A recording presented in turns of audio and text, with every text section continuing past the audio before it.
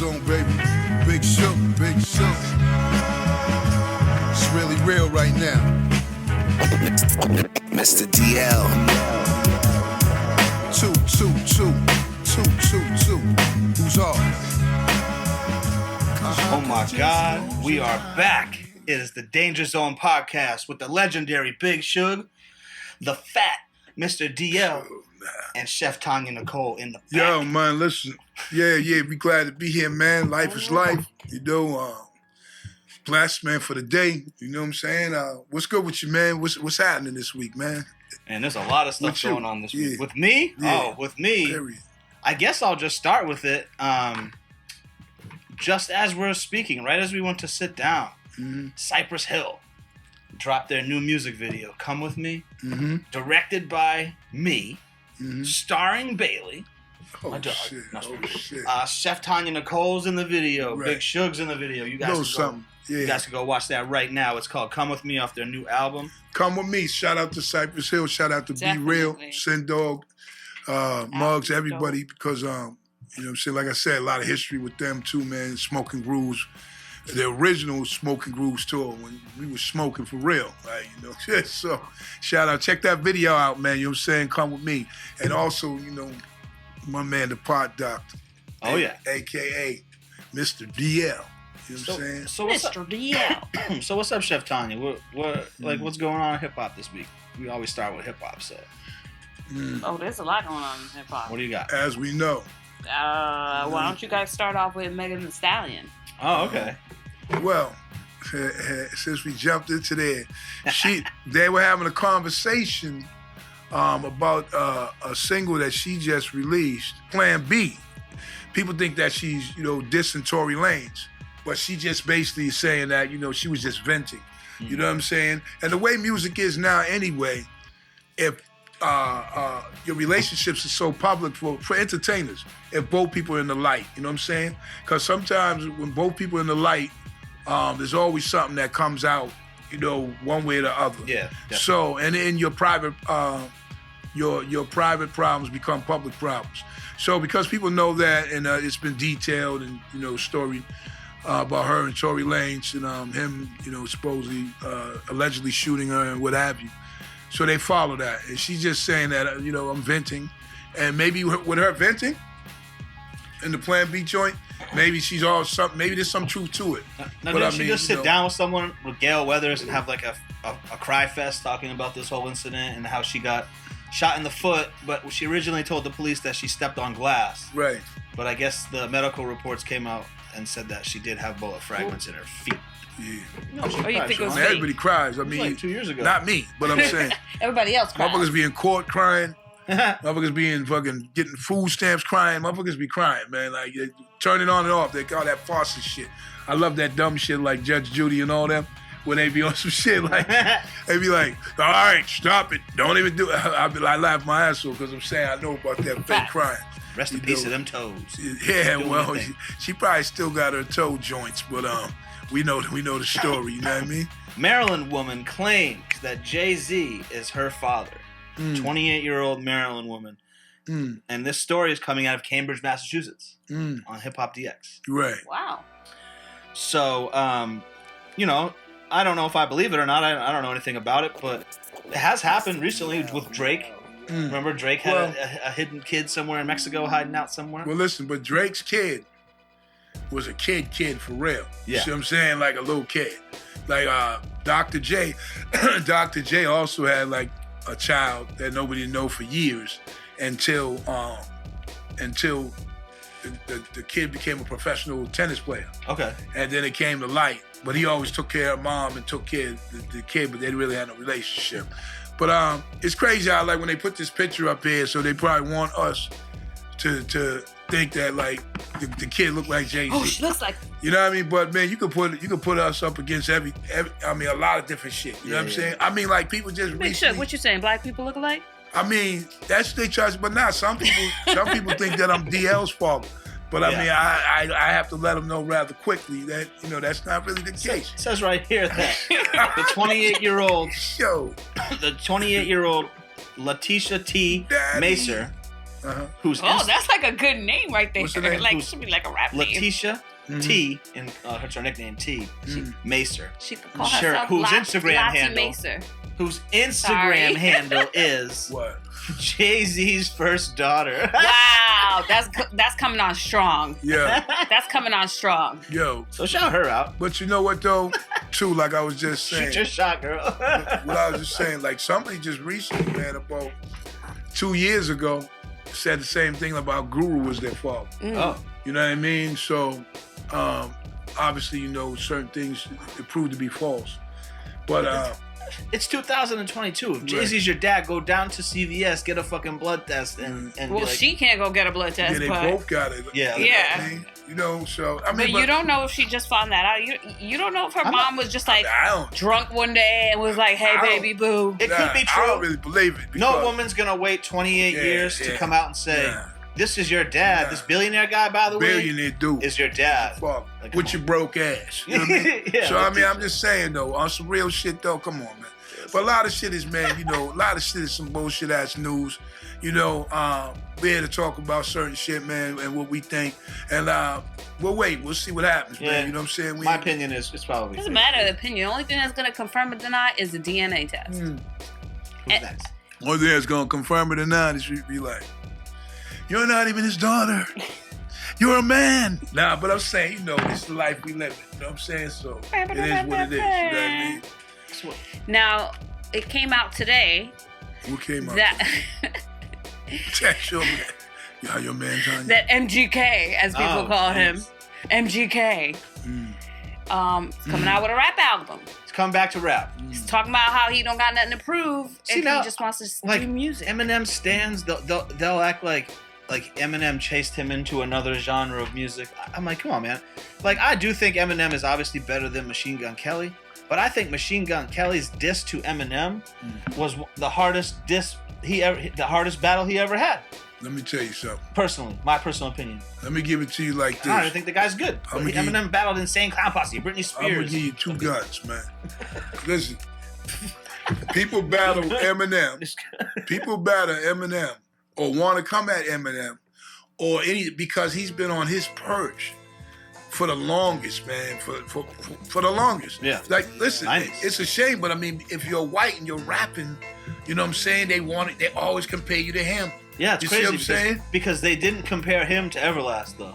Nah. They'll compare everyone who comes since Well, to him because he was so big. Yeah, that's the thing. When he came out, it was so different. Like Everlast, you know, something realistically, man, on some real shit, man.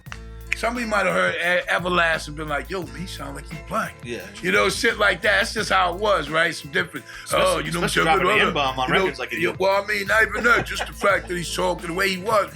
But Eminem, he didn't even come out with no hardcore shit. He came out with some goofy shit. Yeah. That was like, hi, my name is. And motherfuckers was like, wait a minute, let me listen to this shit. You see what I'm saying?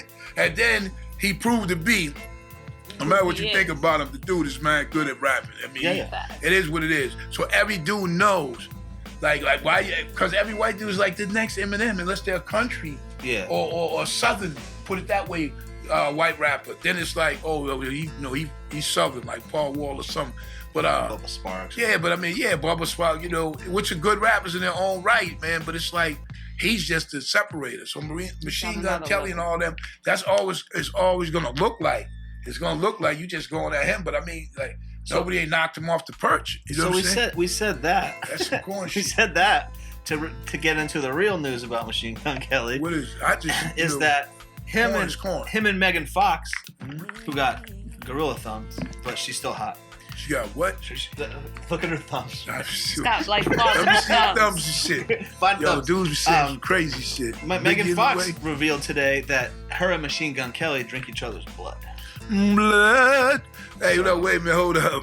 So you saying that they vampizzles? Yeah. Hold up. First of all, that's what I'm saying. Some motherfuckers. It's a white shit. Some I'm not motherfuckers. afraid to say it. Yo, but you know what? Some We're We're only motherfuckers. living our black truth vampires. today. There was a Blade. Was he a vampire? I'm Killed just saying him. though, motherfuckers just like say the crazy shit like some shit, man. You just don't really give a fuck about though. Because I mean, like him drinking the blood. There might be people that won't never say that I drank someone's blood because they might have drank it accidentally. They might I have. don't know. They might have drank that shit during whatever. Accidentally, maybe, but there's. Oh, I see what you're saying. You understand? I understand the words that are coming out of your mouth. Yeah, you probably understand it because seeing it is like, whoo. But what I'm saying is, them telling us that. My position is basically like, I don't give a fuck because it's like, yo, man, y'all drink each other's blood, go ahead and drink that shit. Cut her toe, suck that. I mean, whatever. Vampire ass. What kind of crazy shit is that? That shit is too funny. Man, listen, man. So, yeah, I just wanted to say that. I don't want to connect that to. I just thought that was crazy. That's yo. I don't even eat rare meat. Me neither. You know what I'm saying? Yo, listen, man. Small story, real quick, dog. You know how they be. We got backstories like a motherfucker. Listen. I used to work at a restaurant, man, back in the day. Shout out to the good old days in Atlanta, Georgia, man, on Peachtree Road or whatever, or Lenox Road, one of them, I forget. But anyway, people used to eat rare burgers, right? You know, straight rare, and I never could understand it, you know? And I worked in the kitchen, I could peep. Me and my man, shout out to Reggie, I used to peep through there, and you could see the people eat the food. And I'd be like, damn. So we be in rush hour, right? Motherfuckers take the burgers and put them in the fryer later, right? And put the shit in the deep fryer. Damn, that would be good. So now, listen, but hold up. So now the whole outside is, brown and crispy, but the inside is raw. And I'm watching motherfuckers. Listen, I'm not. That's what they call black and blue. Yo, listen, I'm not even exaggerating. I'm looking through this fucking hole and and see the people eating. I'm like, wow, that shit is raw meat. And couple people said shit back and said it's pretty good, but I want to cook a little more. You know what I'm saying? Yeah. So, but man, damn, that's just like I said when you said y'all don't eat raw meat. Pause. I mean, I don't either, man. Fuck that. I know someone who snacks on raw hamburger. What's his name? Jeremy Shepard? No. Bailey. Bailey. Yo, Bennett and Ailey. Where you at? Yo, that's funny. He said, I know some of his snacks. There is, steak tartare, beef tartare, that is raw, but the quality of the meat is a very high quality. So you're a chef. Does the meat taste? I would never try it. But does it taste better raw? Why are you asking me? Like I had it. You would know. Like you would. Well, listen. No, I think it's your taste is preference. She might be Chef Tanya. Tanya. My mom eats it. She might be Chef Tanya, but I actually took culinary arts on some real shit though. I mean, I could cook, learn from my parents, but I took culinary arts. Oh, really? And these motherfuckers, and I took it in prison. So, I wanted toilet wine. Yo, listen. You know what it was though, man? On some real hot shit. Dogs. Nah, we was cooking, brother. Cause they had a what do you call it? They had a program to come out to Parker House Hotel and cook in the kitchen, whatever, for people, some real hotel shit. I was trying to learn the motherfucking not animals, people. Something you could do when you come out. You know what I'm saying? Yeah. So you can have a tray. And I remember making all this crazy shit that I don't even eat. But you in the culinary art class, and people know about that. You gotta taste what you make, whether 100%. You eat it or not. You feel me? So, and I remember having crazy shit, coconut shrimp, which I don't fuck with. But I had to eat it, oysters and shit, all this crazy shit. Gazpacho, that's how I learned. I ate a fish. That's how I learned how to make gazpacho. You know what I'm saying? Gazpacho is the shit though. You know what I mean? If people don't know what that is, it's like a cold soup, but it's fucking. It's banging, man. It's good, man. Oh, you liked it? It's like cold pizza. It's good. Yeah, but this shit got that little, because it got hot sauce in it too, Tabasco, and it got that kick too. But it's weird because it's a cold soup, but it tastes, it's like you're eating a hot soup because it's spicy. It's fucking wild. But anyway, we just read, so she's Chef Tanya, right? But my shit is Chef Shitted it up. I don't know if I want any of that food. Cook said, make sure you hit that like button. You know what I'm saying? All that shit. All that, man. Subscribe to the shit. If you go to YouTube, we have a playlist on Ill Mannered Films. On this page, you can go to the playlist section. You can see all our shows right in order. Bam. Hey, yo, go ahead, like I said, binge on them shits. Get yourself some motherfucking pizza. Chill out, some drinks. Some Blaze. And fucking just say, yo, I'm going to watch all of these fucking Danger Zone joints. Let's talk about Rihanna. Yeah, that's what I was saying, This is Big Suge's thing. He's his favorite rapper. Well, hey, listen. He ain't my favorite rapper, but he's dope to me. No, I meant Rihanna. A$AP Rocky, if those who don't know, you know what I'm saying, they're a couple, having a child. He recently got arrested I believe they believe someone was around him that got shot, and they blaming him. She couldn't even have her baby shower because of this situation. Now, when I look at shit like that, it's crazy to me because sometimes, man, one foot, because of the way life is, one foot is still in and one foot is out, you know, and the streets or whatever. And then now you're living a life, you're living a life of success, music, love, you know, all that, and at a high level. But now you're still touching that crazy shit. Yeah. And so I can see her, you know, getting fucked up. Like, oh man. Yeah. You know, I love this dude, or whatever the case is. This shit happened. Like, that's the problem, though, because if you make it and you leave your shit behind, and you leave those people behind that do things like this around you, they call you a sellout. They say you forgot where you came from. They say we this or we that. And then on the other hand, when you're Nipsey Hussle and you're always around, people get at like, you. You know, it's just a double-edged sword. It's sometimes it works out, sometimes it don't. You know? Like, if y'all probably see a lot of motherfucking podcasts where people are out gangstering motherfuckers who's yelling and screaming at each other, like and shit like that. Here. You know what I'm saying? And you got 20 dudes in there, whatever. But when you see a crew of people, and shout out to everybody, man, that's how you rock. That's how you rock. It's impossible, man, for everybody in your crew to be satisfied. You know what I'm saying? When it's on that level like that. And also, most will root for you, but everybody doesn't. You know, or some might think that you're gonna fail. But right now, it's the movement, so that's how they fucking with you. But you just can't dance on both sides of the fence. And you know what happens? You get that shit caught in between on the fence. And you know how that might feel. So, I mean, I'm just saying. And this is the danger zone, man. You know what I'm saying? Like, yo, for real, that's some nut-busting shit right there. And you know what I'm saying? Sack splitter. That's some pooty busting shit. Bow. But what I'm saying, yeah, like a girl all do. You know that crossbar on the bike, you know, when you was young, slid off the seat, bang! Women and men. It was like, oh. And then your shit be like, boom, boom, boom, throbbing and shit. Fuck. You just want to talk about wabbits. Bad Bunny. Bad Bunny? Oh, Bad Bunny. Oh, Bad Bunny. I know Bad Rabbit. He's a bad bunny. I know Bad Rabbit one. That's why I say, you know, if he's a Bad Bunny and shit, he better hop his motherfucking ass up out of here. Yeah, so what's going on with this rap? That don't make no damn sense. Vice Lord? I don't understand what's going on. Bad Bunny is going to be the first Latino superhero Marvel Studios. They're going to do El Muerto. What about Bumblebee Man? You don't get no love? It, though? What? Bumblebee Man don't get no love? Who's making Who's it? Bumblebee Man? I don't know. She's just making y'all killing my vibe. Why you even having me do this story, y'all? That's the tuna fish one. Why you having me do this story? That's the tuna fish anyway, back to back. Let's start this over.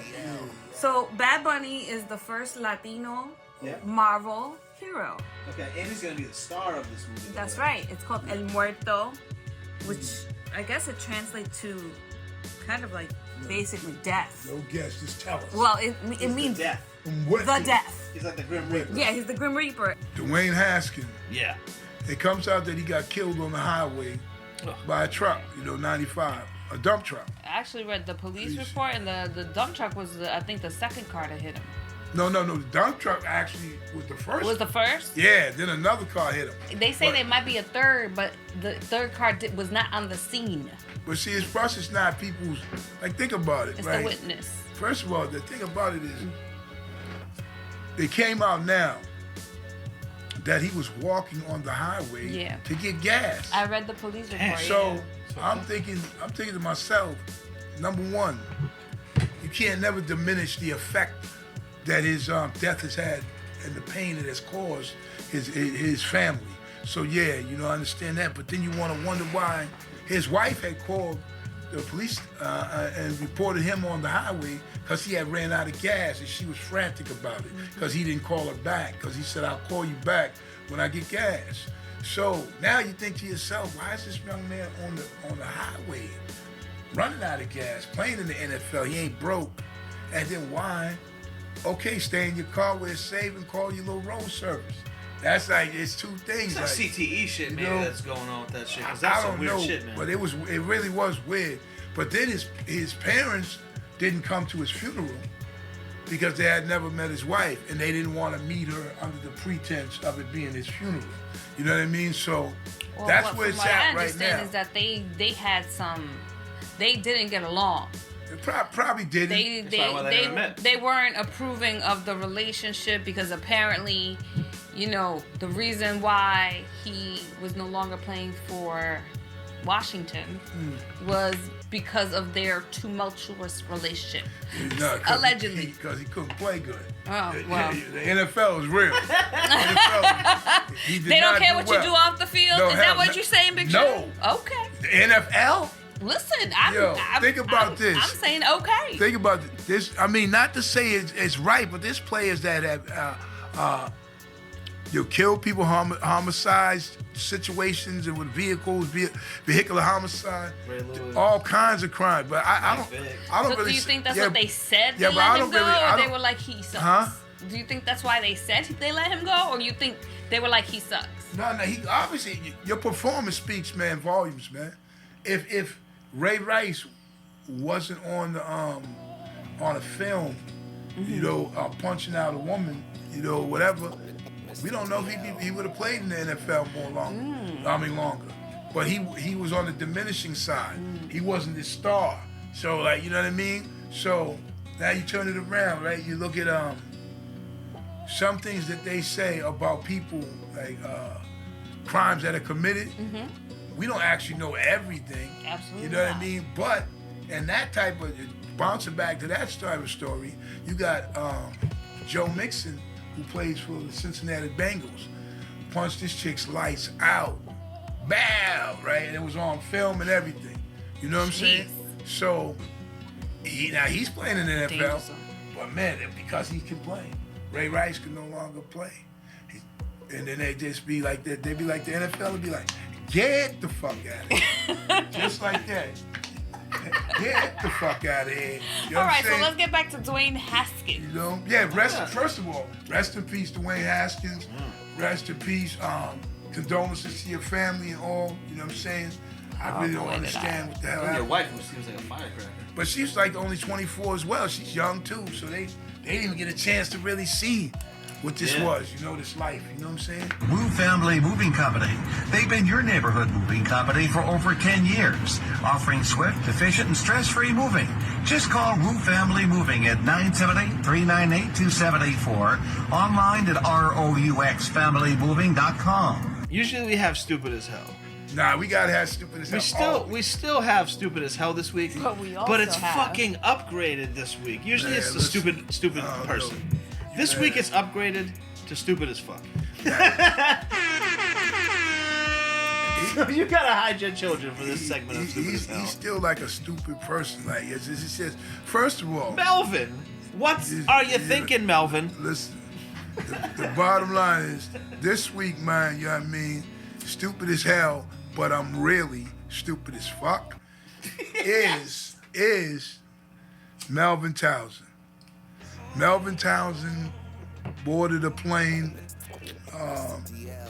Some of y'all probably know some of the story, but he was harassing. That's his name after me, Melvin. And heckling fucking Mike Tyson. Mike Tyson, you know what I'm saying? There'd be no speaking, there'd be no writing. Out of your goddamn mic, fighting Mike Tyson. The fuck out of here. No, but anyway. The worst part of this video, everyone's probably seen this video. The worst part of this video is it was edited in that kid's favor. They edited out the parts where he was doing the most fucked up shit to Mike Tyson, and everyone's still on Mike Tyson's side. But the reason being is because people know that he was fucking with Mike. Yeah. Melvin Townsend, you're crazy. And you're stupid as hell. And possibly after you get checked at the hospital, stupid as fuck. So I don't really know. But you're fucking with Mike Tyson. He's not all the way there when he's there. You know, he's chilling though. I respect, I love Mike. I'm still a fan of Mike. So much shit he be doing now and having that podcast scaring the shit out of people smoking weed. So I mean, Mike is like, but come on, you're gonna harass and heckle him. You know he can still fight. You know he's still why not? You throw something. I heard you threw a water ball or something at him. Once you did that, you were supposed to get tapped up and wrapped up. There's only so much anyone could take. A water bottle is a But this is fucking Mike Tyson. You want to give him shit for what? You fucking clown. For likes, you know, for you going knew, viral. Let me tell you, buddy, you got what you want. Right, because he knew when he seen him and when he was talking to him, he knew who the fuck he was talking to. Yeah. Real talk. You know why? You know how I could tell you everyone knows Mike Tyson was in the right here? Because let me tell you something. This is the United States of America. You got rights. But there's one place in this country where you have no rights, and it is on a fucking airplane. What they say goes. There's nothing you can say to change their mind. You can't. If they say get off the plane, you can't say, oh, well, no. What they say goes. You can't cause a disturbance in the air. You know what I mean? Yeah. So that's what's going to happen. You're right. 100%. So It's whoever you are, they're going to the fact that they didn't arrest, detain, question anything Mike Tyson should just let everybody that doesn't like Mike Tyson and think he's an animal or whatever, let you know that this guy was in the right. Mike Tyson. He was in the right, and that's just what it is. That's how you should know. He wasn't even questioned by the police at the airport. He was assaulted. He was. And then he took care of that. Mike hit him with the left and the right, got his eyes both tight. You know what I'm saying? The thing that pisses me off is that kid didn't learn his lesson. He still sat there with his little pouty face and trying to get the likes, but you know, I feel bad for Mike Tyson because I feel like, oh man, as soon as I saw him punching the shit out of this guy, I'm like, oh, that was $1 million. He wasn't even giving him the $1 million shots though. He couldn't. If he had hit him like he wanted to, he probably would have killed him. Here's a great point. Big Shug makes an amazing point. Now everyone thinks, oh my God, if I do this to Mike Tyson, I'll be famous. I can take a couple of lumps. I'm Joey Soso. So let me tell you something, Joey Soso. This guy Melvin was punched by Mike Tyson on an airplane where he couldn't get up, really get a good shot at him while he was being held back by people. If you see Mike Tyson at Sonic or Burger King and you want to walk up on him and be like, oh hey, and he has space to plant his feet and punch you in the head, but he won't. You will be the second person who rolls up on Mike Tyson like this, and the last person who rolls up on Mike Tyson like this. But it's not gonna happen because look what happened with that guy and the comedy show or whatever, and he had a gun. And he ended up talking to Mike Tyson. You can't fuck Mike Tyson. Open air space. You need a weapon. You need a weapon and 40 feet of space. That's what you need to fuck with Mike Tyson. There you go. This seems like a scary movie. We should have Jon Abrahams on the podcast, Danger Zone Podcast. Oh, Mr. Seg. Mr. Seg Wizzle. So what's up, John? How you doing, man? What's good? Oh, man. I'm chilling. But I mean, if you could give a little backstory about yourself real quick, man, just get people up to speed, you know? Sure. Where do you want me to start? From day one? I mean, it's a long story. I don't know if you have enough time. No, we got it. Wherever you feel most comfortable, you know, to fill them in, you know what I'm saying? And us, you know? Sure. Peace. I'm Johnny Abrahams. I am an actor and a director and a producer and a DJ for a long time. And, you know, born and raised, I'm almost exactly as old as hip hop music and just a lifelong fan since day one. And, you know, grew up downtown New York City and was in a lot of movies that you probably saw. Yeah. Kids, Scary Movie, Meet the Parents, House of Wax, Outside Providence, was on Boston Public. I could keep going nonstop. You know, SVU. I've been around the block. Been doing this for about 30 years, and you know, here we are. Not too long ago, man, I want to think it was on one of them wild channels like Lifetime or something, but it was some movie, and I was like, yo, wait a minute, this dude right there. Black-hearted killer. Yeah. Yep. Because and you know something? Just by the title, I know it's on Lifetime. You know what I'm saying? Yeah. You know what I mean? You said Black-hearted killer, I was like, okay. You know what I'm saying? Or because that's those titles like, you know, A Man in the Attic. You know what I'm saying? My killer's neighbor's neighbor. You know what I mean? So I'm totally. Like, you know, so yeah, damn, man. Her husband's boyfriend's killer. You know what I mean? On Lifetime. I mean, I appreciate. I like I said, I did a movie myself. I was in a movie. What was it? Black Mass, the Johnny Depp, Whitey Bulger flick.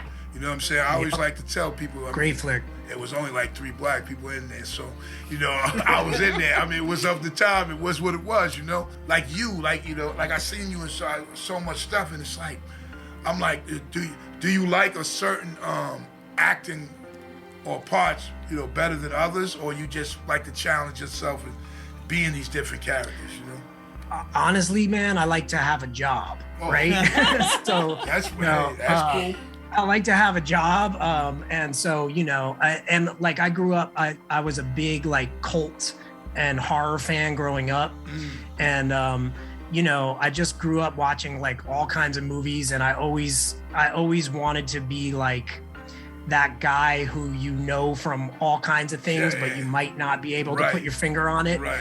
That was the career I kind of sought out, and much to the dismay of I think like some of my representation over time, because I don't know, I never wanted to like try for the movie star leading man thing. I think like it always occurred to me that would be a harder career to have. Like you might achieve success, but it goes up rather quickly, and then that's it. And I just always appreciated the actors in the smaller parts in movies. Like I just thought that's like such an interesting career to me. You get to play however many hundreds of different kinds of people, and you get in, get out, you do your work, and you move on, and that just always appealed to me. So I think I've been successful at that. Most of the time people are like, no, I know you from somewhere, and I'm like, great, good, that's it. There's an actor named Dick Miller, and he's like he was the neighbor in Gremlins, and he's just in like hundreds of movies, as like he's a character actor, and I always wanted to model my career after his. I met him when I was like a kid, and I went up to him and I was like, hey, and he was like, I'm Dick Miller, I'm in everything, and like I was like, oh, that's awesome, like you don't know their names, but you love their face, and you're like, and that's like the most gratifying thing is like people see me and they smile and they don't know why, but like that's the most I could ask for. I mean, you said it, they don't know why, but well, I was like, wait a minute, like, to become I want to become unfamously famous. I mean, too, I'm saying it's just funny because it's like somebody's smiling at you and they don't know why, and then you're like, well, wait a minute, why are you smiling? Yeah, right. But yeah, exactly. What are you looking at? It's like it's like what I'm funny how, but anyway, you even funny looking or I'm funny? I'm just laughing. I've had those moments too. Oh, I'm sure. I've had those moments too, for sure. Hey, listen, man. Like, why are you grilling me, man? Yeah, they're like, oh, I know you from somewhere. I'm like, oh, okay. Listen, they're not being sus. I told one movie I saw real quick. You weren't in it, but it was like the saddest story like I ever peeped that I never thought I would, and it was the Three Stooges movie. You know what I'm saying? The real Three Stooges movie about their lives and how who was the crazy one? Curly, like he be doing the doink and like all that crazy shit, right? And they used to run up his ass in the shopping places and all that, and be doing the shit for real to him, like poking him in his eye, punching him in the stomach, right? And then he's like, hey, that shit hurts, because the kids are thinking back then that's what they were seeing, like this is real. But he was out there because all he did was squander his money on hookers and booze. Oh. So like he would get his pay, and they'd have to wait 5-6 days to find him. I mean, I just watched that movie years ago, but it was something I never probably would have even watched. But it just showed me like, damn, people really thought this dude was this person. You know what I mean? And he was just, you got a real Jon Abrahams, and you got a is that your name, Jon Abrahams? Jon Abrahams. You got it right. Yeah. I was thinking about Scary Movie, right? And and so I'm thinking about were you the part where the chick, I don't know, she was a virgin or whatever, and the afro popped out of her underwear? Yes. Yeah. Then you got the. I'm a meme. Yo, I'm a meme for real. Oh shit. That shit. You know what I mean? Like. Yeah, that was a. I was like, yo, I know him in mad shit, but that shit right there, You never, I probably told that story a million times because it was just like, yo, you know the part, and the chick's like, poof. Oh, Anna Faris. And It's Anna Faris, right? Then he had the fucking, the hedge trimmers, right?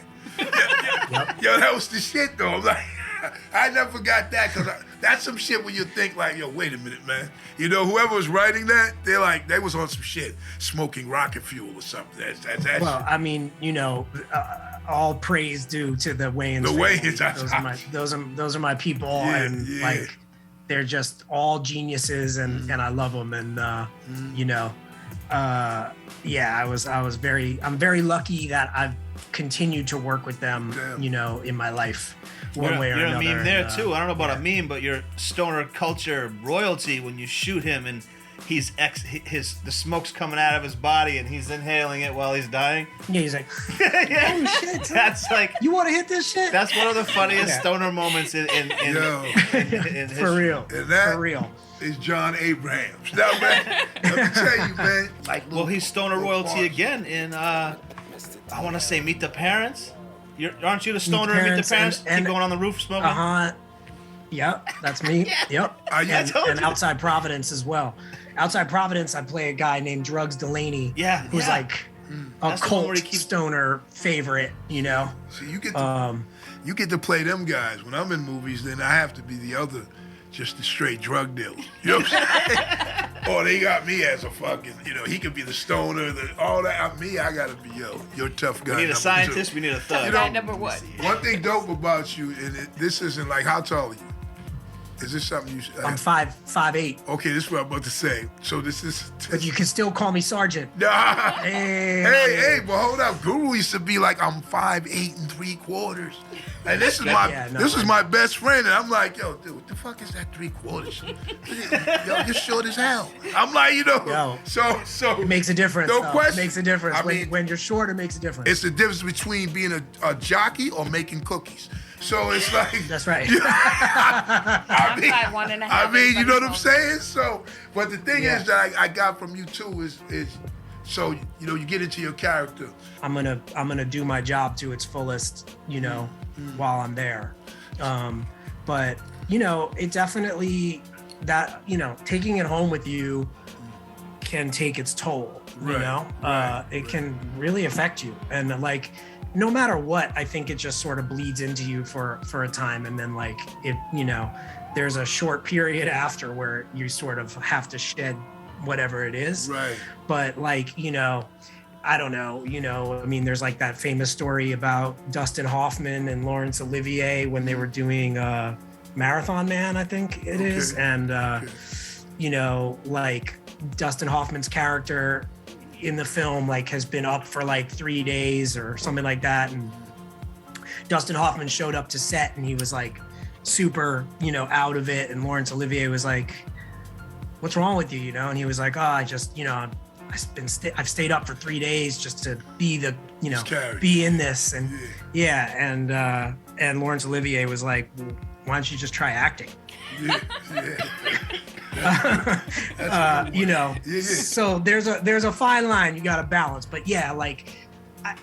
especially like dramas and crime stuff, like there's an intensity you got to keep throughout the day, and sometimes it's just easier to stay in it to keep that intensity than cut and you're like, hey, so anyway, let me get back into this, so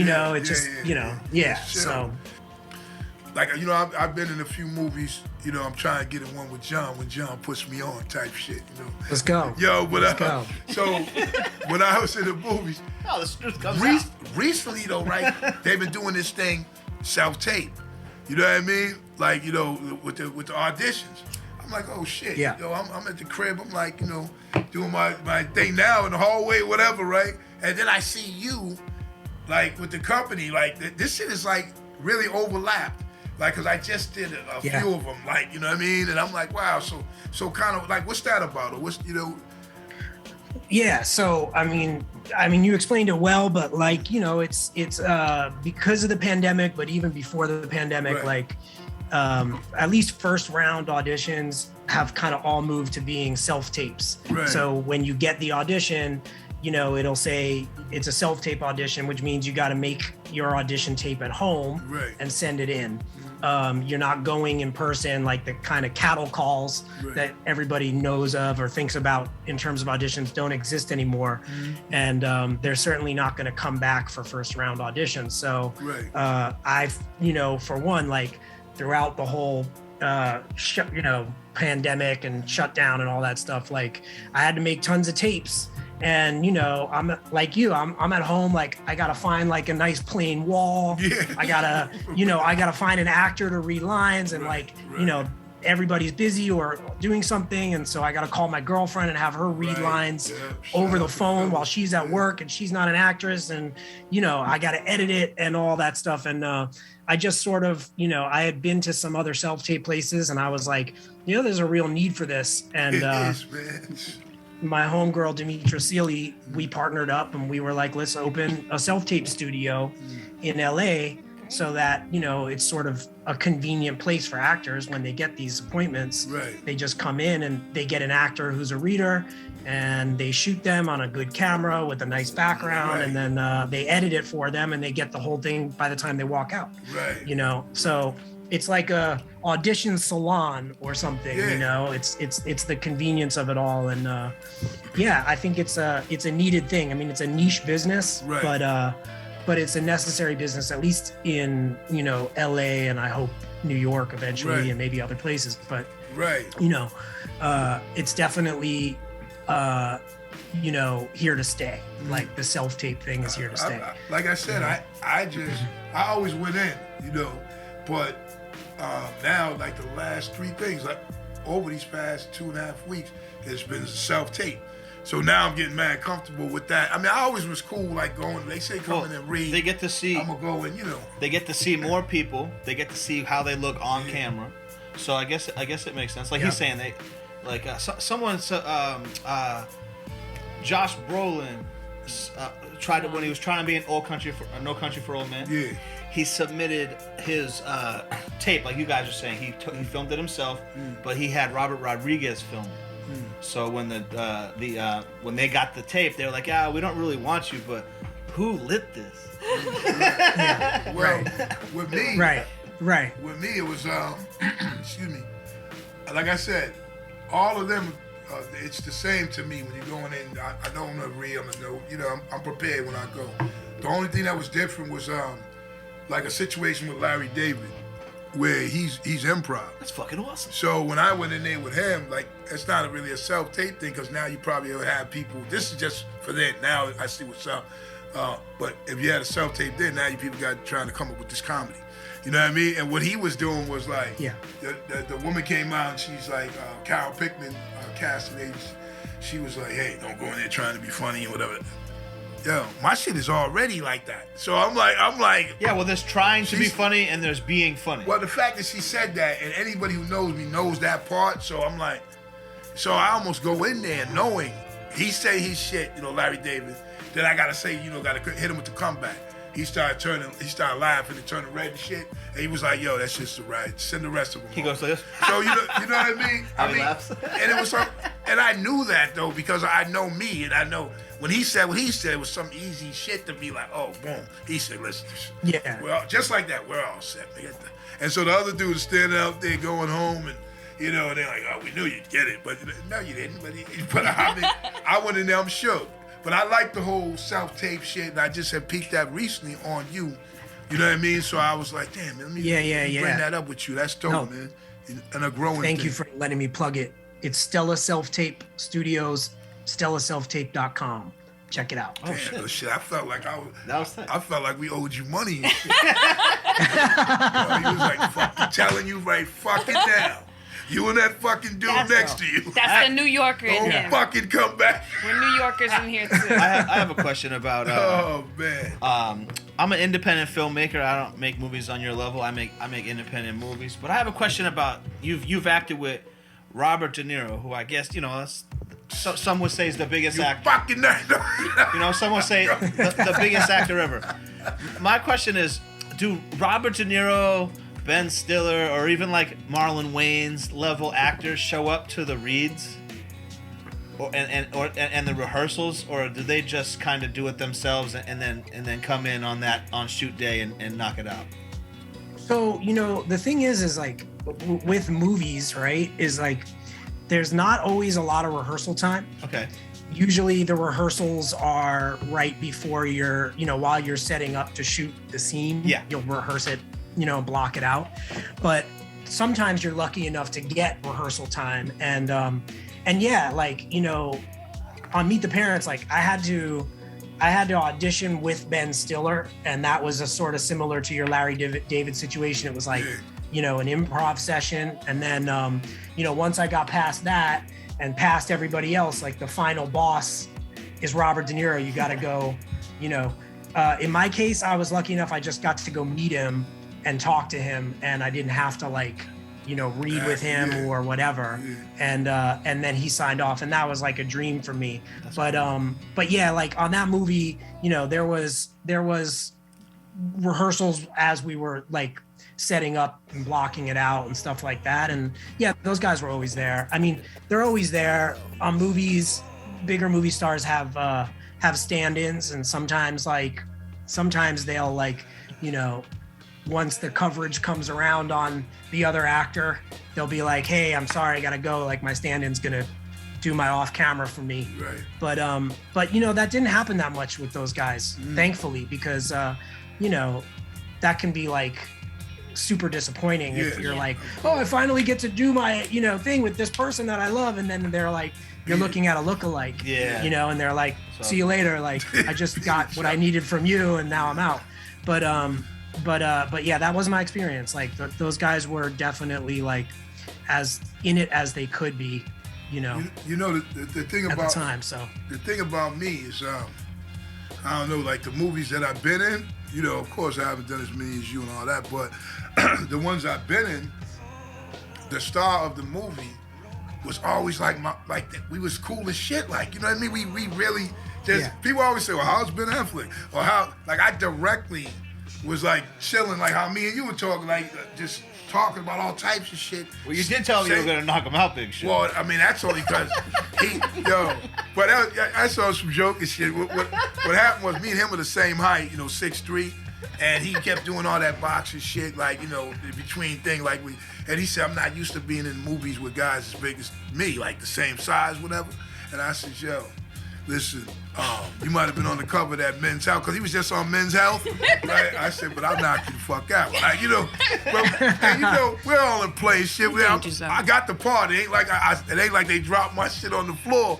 Like, I was in the movie, so obviously it was fun and all that, but it was so dope to even just be, like him and Sandra Bullock too, like everybody was just cool. It wasn't like, they're cool, yeah. Yeah, Johnny Depp's movie, the Whitey Bulger movie. Black Panther. So my parts are small, but I walk in the rap party, and they had the rap party at the Boston Aquarium, smoking weed, there's penguins and shit walking around. Like, this shit is like, yo, I'll never forget that one. That shit, the Black Mass rap party was like some crazy shit. And I'm bugging because I grew up as a kid going to this damn aquarium, and now I'm a grown man and we're blazing. There's fucking penguins and shit. Yo, but anyway, so we're there, and but when I walked in, me and my woman walks in, and the dude, they get ready, how they play it, and this big ass play, they're about to play it on screen, but everybody's chilling, having drinks and such and whatever.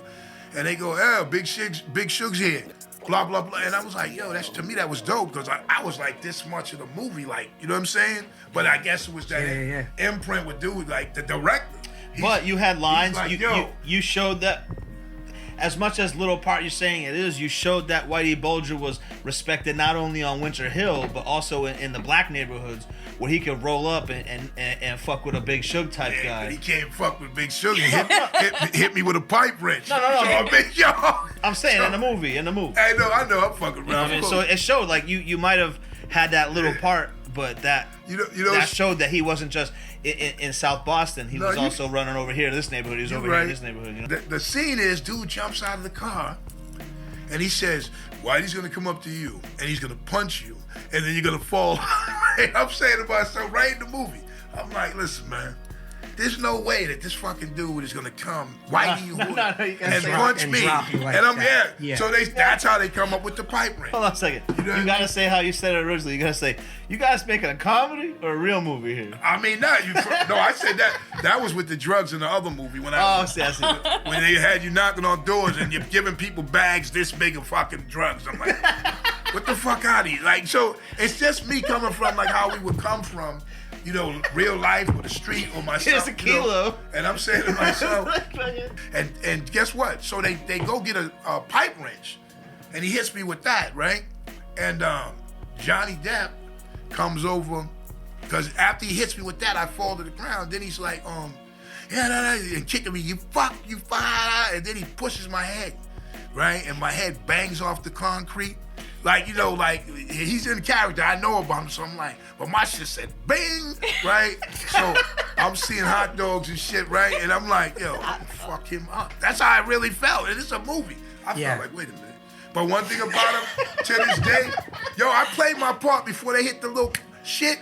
My shit was like ringing. I'm like, this motherfucker, you know? And then Oh my God. when it stopped, he ran all the way over to me, though. He ran to me and was like, oh, you all right? Because almost, I don't know if he could hear that shit. I got a hard rock, dog, but that shit was like, he said, you motherfucker. I said, oh, shit. I wanted to get him then. They probably could have shot me. I probably could have added that to the movie. If I scooped him right there and they didn't shoot me, that's the gangsters. But, man, I just remember him. Yeah. And he was such a cool dude, so it was like, you know, I know this is a movie and shit. Yeah. Yo, you do that shit again, son? I mean, no. I always look at it like a contact sport. Oh, yeah. You know, like, you know, and like all that kind of stuff, if both actors are willing, Right. is fair game, you know? Right, of I mean, course. if somebody's not willing, then obviously you don't want to do stuff like that. But like, but you know, if they're willing to let it go and see what happens, like you're gonna get a good cut. a way more real situation, Right. you know? Right. And like you're gonna end up believing that a 5'9" dude could drop a 6'3" dude, you know? Nah, this ain't Rocky. Like, yo, Stallone's like 5'6", knocking out the world, and then they build a statue of him. Hey, but I mean, at the same time, though, you know, it's just that it's great for us to have you here. Are you a hip hop head, or do you like hip hop music like that, or what's your music preference? Since day one, first record I ever got was Grandmaster Flash and the Furious 5, The Message. Oh shit! I think I was like 4 or 5 years old. Right. And you know, and then I was like super into like UTFO and all that stuff during that time. Yeah, that era. Me too. You know, I mean, you know, I'm almost exactly as old as hip hop is, and so I've really grown up with it as like my first and foremost kind of musical influence. Right. You know. Right. You know, from obviously a very, very young age. So yeah, and I'm so glad you asked me to be here. And you know, like one of the highlights of my life is that I'm somehow friendly with Premier. You know, like that was my hero growing up, and you know, it was just an amazing thing that like somehow we met and hit it off, and you know, we're still friendly, and you know, I get to meet all these people. Like, you know, I've known about you since, what was it, Hard to Earn, or Hard to Earn what was the first, you know? Hard to Earn. And like, you know, so, you know, I mean, you have no idea, like Daily Operation, like I remember getting that record, and I remember like exactly where I was when I heard it, you know, and everything, you know, before stepping in the arena, like all that stuff, like, you know, I can remember those moments in time. So it's a very big part of my life. Like the Gangstar Foundation and all that stuff is a huge part of my DNA, you know? And so, you know, it's a blessing to get to meet you, you know, and to know Premier, and, you know. Yeah, bro. Check this plug for out. Sure. Ready for this plug? We're gonna keep going with that. Yeah. Go ahead. Did you like Cypress Hill? Of course. I just right now while we're talking, the brand new Cypress Hill video came out that I directed. So no way, that's so dope. It's called "Come With Me." So after the podcast, we'll check that out. But Chef Tanya wanted to add onto that hip hop thing. What was it? Well, I know that you're from New York. I grew up in the Bronx, and I think that we're the same age. So, you know, when people talk about like that era of hip hop, I feel like it hits me different because I was like literally there as you say, not performing obviously, but just experiencing everything with everybody else as like this is something new. This is like the first time and seeing it grow. Do you feel a closer connection to that music because you're from New York, especially, you know, growing up in the city? I mean, definitely. I feel like, you know, I don't know because, you know, I was 4 years old, 5 years old, you know, in 80, 81, 82 or whatever. And like at that time, I remember like, you know, The Message or like whatever hip hop songs were like playing everywhere you went. Like they were playing on some dude's speaker on a bike. They were playing like coming out of car windows, out of stores, in the pizza place, whatever. And so like, you know, like I think the New York experience with hip hop was slightly different because it was like already out there in the ether everywhere. Whereas like, I don't know in LA at that time if like, you know, that kind of stuff was being played on the radio everywhere. Like I remember like all that crazy, like, you know, like whatever the bands are, like pre-Egyptian Lover, like, you know, all that like crazy breakdance music and stuff. You know, like I remember that shit just blasting out of every window everywhere, you know, and I don't know if other cities had that yet. So, you know, and I don't, you know, I mean, I don't know if it's by default or what, but like, it's just what I liked, like from an early age. Like I used to just sit around, like trying to figure out the rhythm, like trying to beatbox the drum breaks and shit, you know, like, so, and then, you know, like a lot of people, I got into DJing and making beats and all that stuff. And I had a little indie label in New York in the late 90s and, you know. What was your DJ name? My DJ name was always, it depends like who and where I was DJing, but I always, my friends all call me Top Shorty. Okay. Top Shorty. Cause like, you know, I always would like to play like the hits because I like, you know, I want to get people dancing. And my, you know, I had a lot of my DJ friends were like too cool for that. They wanted to teach people something with what they were playing. So they used to joke and call me Top Shorty, but no, I've always been like Johnny Boy or Johnny or whatever. I used to have a record label called Low Tech Records. Was you cutting it up? Yeah, I was cutting it up a bit. You know, I wasn't a turntablist. I was more like a Larry Levan type dude, and you know, I would do like 5 hour sets, lots of underground disco and early, you know, house shit like that. But I was once watching an interview that you were doing where you were working on a movie. I think is it Matt Quinn? You're a childhood friend, and it was you were shooting in Buffalo, and you were talking about how great the scene shooting in Buffalo is because you get to do everything you want to do without basically having to like pay to shut down the city. And I was wondering, have you done any more other projects in Buffalo, and how has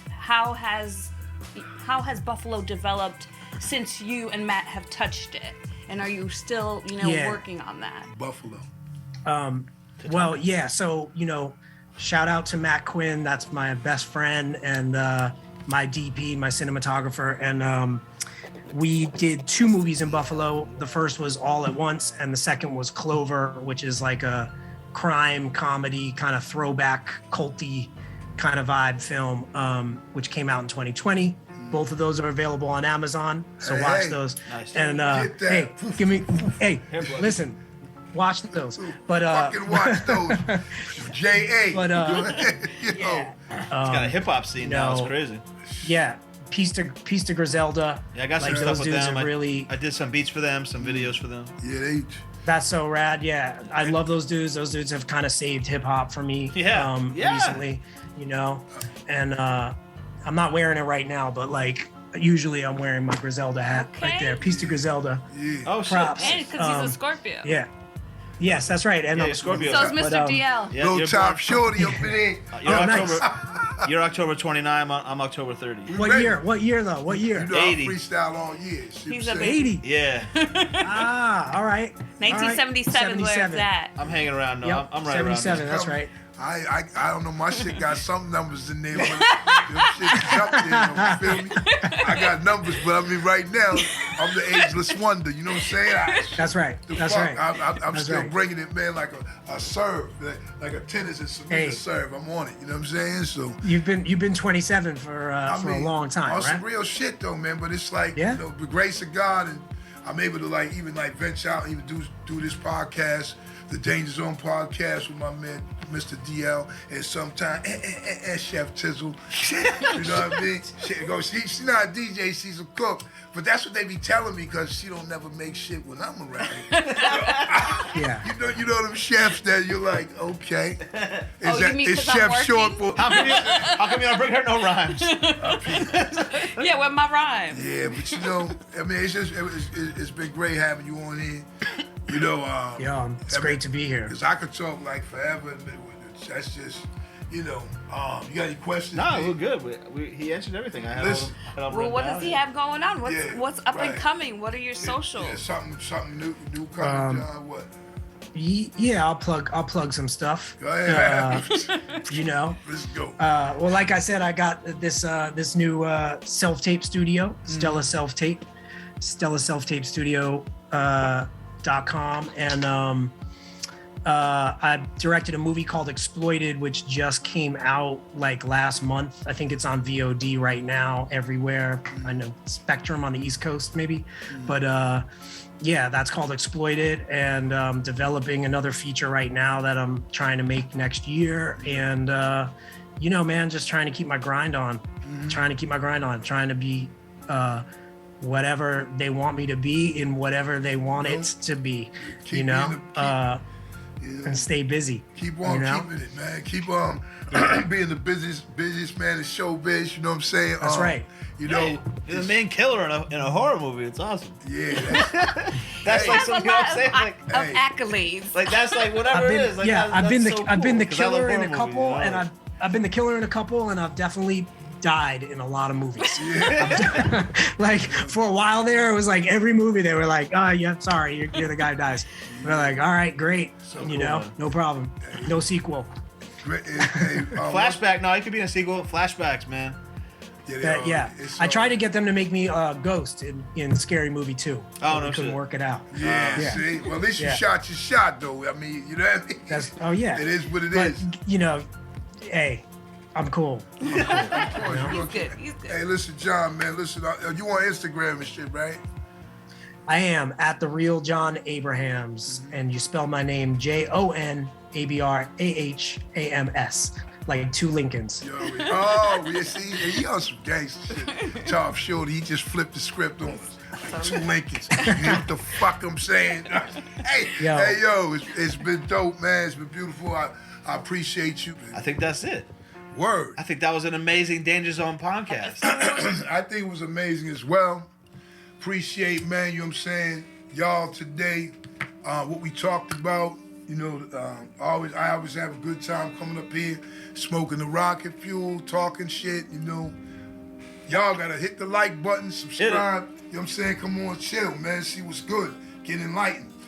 Shout out to Jon Abrahams. Yes. You know what I'm saying, my man. Shout out to my fucking, you know, the whole fam, man. You know what I'm saying? Chef Tizzle, Mr. D Izzle, all of us. We in here, man. Listen, check us, man. Every Sunday, binge it. Do what you got to do. We trying to grow with y'all, man. We trying to glow and grow with y'all. Big Suge. Remember, excuses have no purpose. Mr. DL. We out of here. We out, man. Peace. On my dark days. You know what I'm saying? On my dark days, I chopped crack on a regular. Ran up in spots and clapped on a regular. Took big fat ass stacks from the register. No matter how hard they tried, they still couldn't measure the hard I have. You joke when I stab. Grands in my pocket and still caught a cab.